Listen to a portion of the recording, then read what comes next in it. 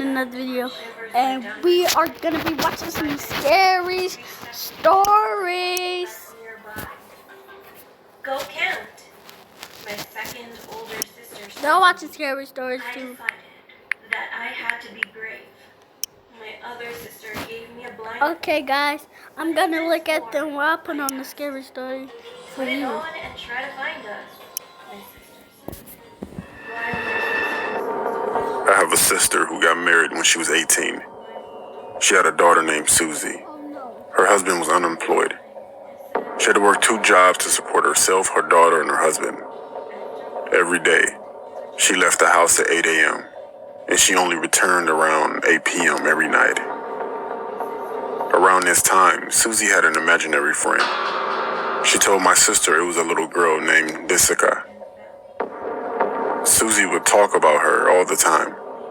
My sister even overheard her talking to Jessica.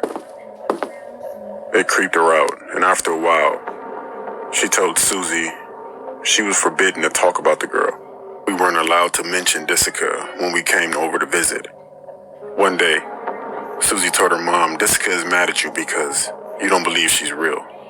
She comes to play with me when Daddy closes the closet door after you leave, and he lets us out before you come home." My sister had no idea this was happening. Her husband was supposed to be watching Susie during the day. Instead, he would lock her in the closet with a box of cereal and leave her there all day. When my sister discovered what was going on, she kicked her husband out. The poor little girl spent so much time all alone, locked in a closet that she had conjured up an imaginary playmate for herself. My sister divorced her husband and got custody of Susie.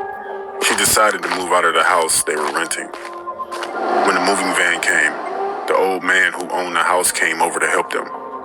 He was talking to my sister and said, "I was always worried about your little girl on those basement stairs.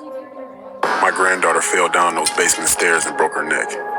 She died in front of the closet down there." When she heard that, my sister got the chills. "What was her name?" she asked.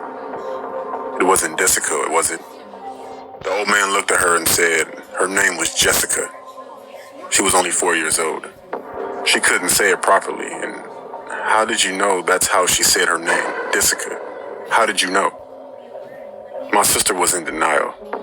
She told him she didn't know what he was talking about. She refused to talk about it, grabbed the last of her things, and left the house for good. Even today, we're still not allowed to talk about Susie and her imaginary friend, Jessica. My sister remarried a few years later, and Susie got a great new stepdad. But Susie, when we speak alone, she always brings up that little girl and what she looked like.